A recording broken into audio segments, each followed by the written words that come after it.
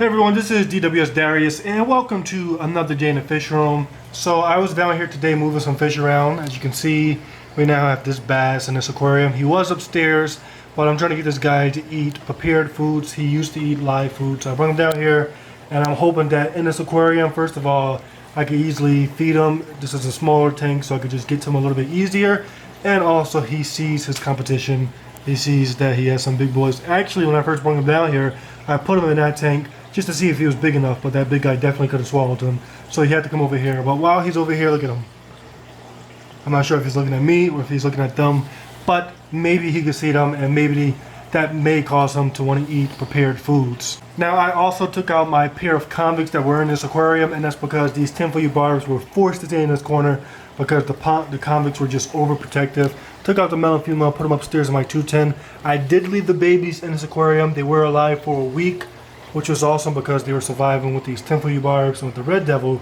However, this guy has been in this tank for a couple of hours and I don't see any of the babies, and I see him like watching the ground, so he must have been eating them because once again he went like a week without eating because I'm trying to get him off of live foods. And then we have these two tanks down here, dark. In this left 40 gallon I have my high fin banded shark, put him out in the pond.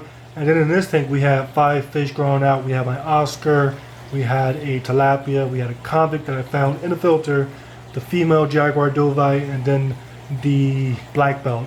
All of them went upstairs with the exception of the tilapia, who is now in this aquarium. I put the tilapia in this tank because he was a very greedy fish. He's only been in the tank for a couple of hours, so he's hiding. Of course, everybody in this tank tried to fight him, so he's gonna hide, but I'm hoping by the end of the week that same greedy personality takes over, and no doubt that will have an effect on the other fish. The rest of the fish went upstairs into the 210, which now looks different because when I was trying to catch my bass from out of that tank, I had to tear the whole tank apart. So I gave that tank a re-escape. You know, just in my last video, I moved all these guys from upstairs down here, and then I moved that red devil into this aquarium over here. And in the middle of all that, I'm thinking that some of these fish are just so smart, the way they are maneuvering and getting around me. And at the same time, some of these fish are kind of dumb. So with that idea, I want to give you guys a list of what I believe are some of the smartest fish in this hobby and what I believe are some of the dumbest fish in this hobby.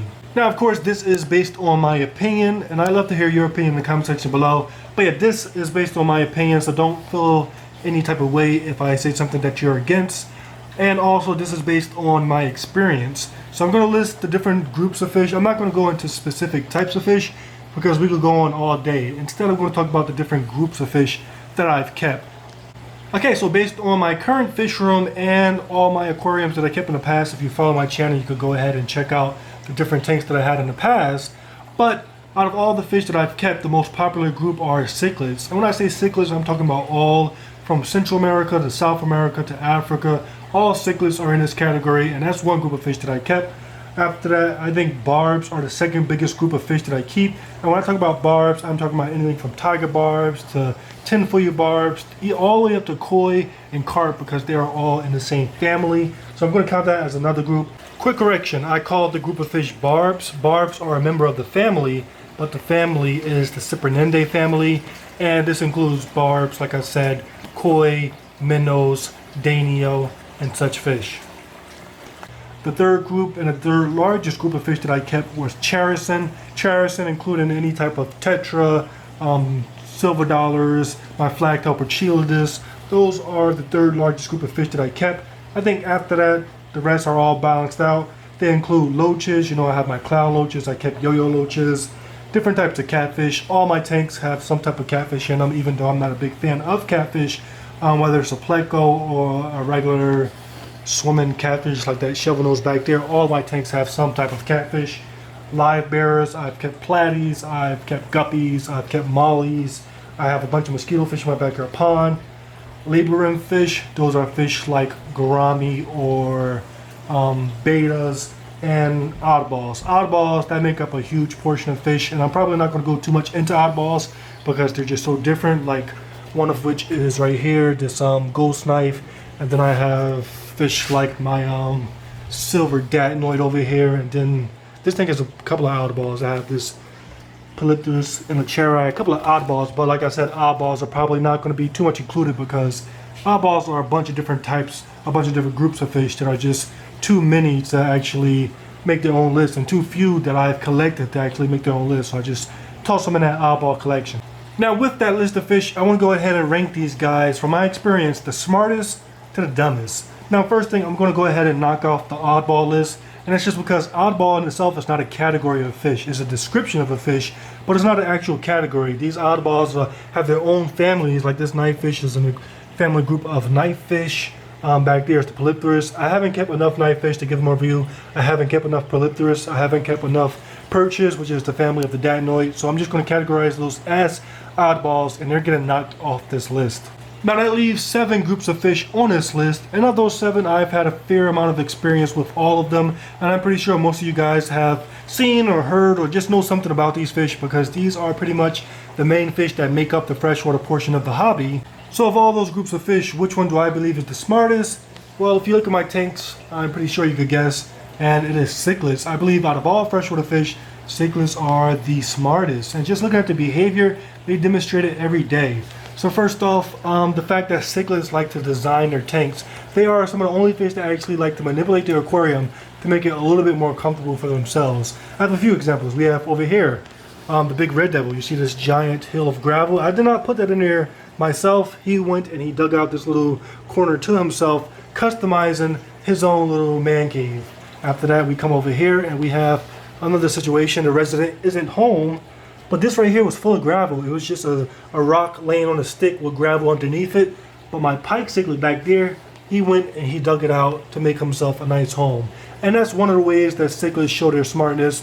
They customize their aquariums to adjust their needs. So they're smart in just making their aquariums suitable for their lifestyle. Another way that these fish show their smartness is just from young ages. These are some survivors. I pulled out cichlids that have been living in my filters for months, and they come out nice and healthy because they've learned to survive in that filter, eating snails and whatever food ends up down there. Also have another story of survival in this aquarium. We have baby convicts all in here. Look, you see them in the corners because I pulled out their parents.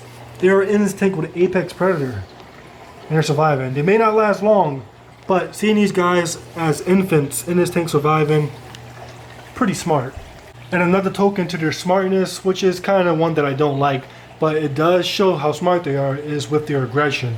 So we have my Cichlid Orinoco peacock bass. You couldn't tell by looking at him because he has that black color, and this guy has turned black to match the black background, and he's focused his attention on these smaller peacock bass. Where are they? One is right here, the smaller Orinoco, and Temensis. And I hate this, but this just shows how smart he is. He knows that one day this guy is going to get the same size as him. This guy is going to get bigger, and before that happens, he wants to stop him. Once again, I hate that aggression, but even the aggression of these fish show just how smart they are. They're aware of the threats around them because all these fish threaten each other, and that's the main reason why you see them aggressive towards each other. Their aggression is not, well, some of them is to attack, but most of these guys are being aggression in defense and not so much an attack. So cichlids, in my opinion, are definitely the smartest fish on the list.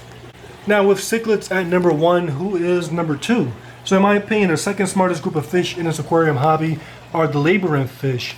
Now I'm not sure if I'm pronouncing that correctly, but these are the group of fish that house betta, that house gouramis, leaf fish, and pretty much all those fish that you see taking air directly from the surface, those fish belong to the Labyrinth group. Now currently at the moment, the only fish that I'm keeping in this family group is my African leaf fish. But in the past, I've kept my share of betta, and I also kept a number of different gouramis. And if you look online, you can find videos of people teaching their betta to jump through hoops. That alone is pretty amazing. And from my personal experience, I find that these fish of this family are just very, they make that connection when it comes to you being a feeder, the one who provides their food, and they receiving the food. Now all fish will recognize you as their source of food, but when it comes to cichlids, when it comes to these Labyrinth fish, the recognition goes a little bit further, and that's eventually how you get those people who are able to train your betta to jump through hoops, those people who are able to get their gouramis to take food from their hand and do these pretty amazing things. Along with that, you do see your aggression that you'd see similar with cichlids. With these Labyrinth fish, that's why you can only keep 1 male betta per tank, because they know that the competition is real. So yeah, these in my opinion are the second smartest group of fish out there.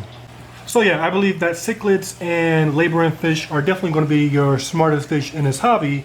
After that, you have your cyprinidae, also called cyprinids. You have your catfish, you have your loaches, and you have your live bearers. These fish I wouldn't really call smart, but they're definitely not dumb. So I'm going to say that these are the middle level on our list. They really don't show any protection for their young. They really have minimum survival skills.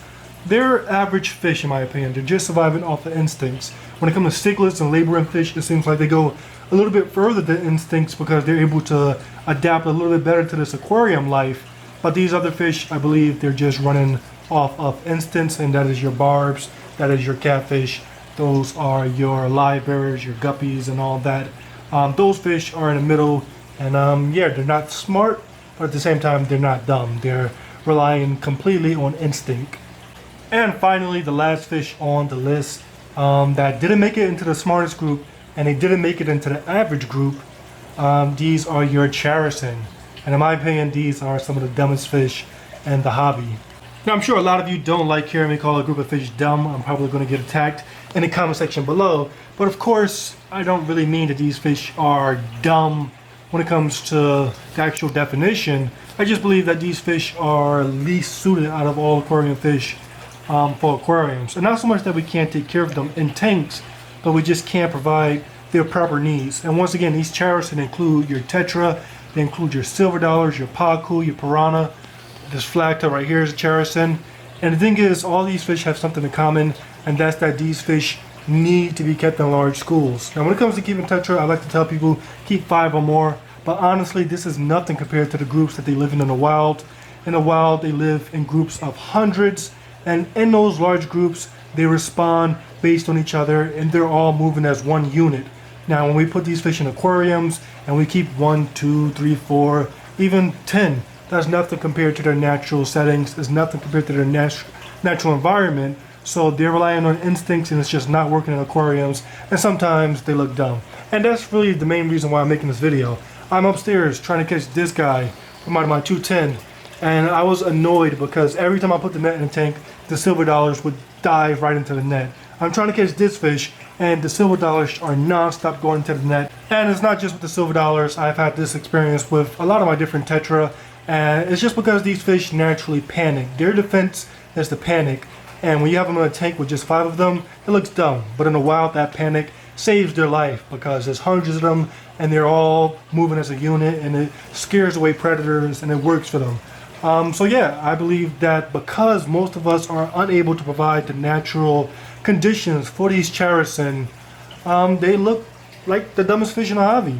So yeah, everyone, that's my opinion of what I believe are some of the dumbest fish in this hobby. Now, of course, I left out oddballs, and oddballs have such a huge assortment of fish. We have your knife fish, you have your arowana, you have your different pikes, you have all these different fish, all your native fish. So I left out a ton of fish, but these are the fish that are most common in a hobby. These are the fish that you find at your PetSmart, at your Petco, at most of your pet stores. These are the fish that most of us come across. So I'm curious to know your thoughts. In the comment section below, let me know what you think is the smartest fish in the hobby and what you think is the dumbest fish. And I'm talking about groups of fish. When it comes to cichlids, I think that they're all smart, pretty much on the same level. You may have some that are a little bit more enhanced, like I think they said Malawi cichlids are a little bit smarter than all the other cichlids. But when it comes to these groups of fish, I listed these 7 groups of fish.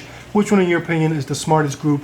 Which one is the dumbest group? But yeah, everyone, that's going to do it for today's video. Now, like I always say, I move these fish around with the intent to get the best results.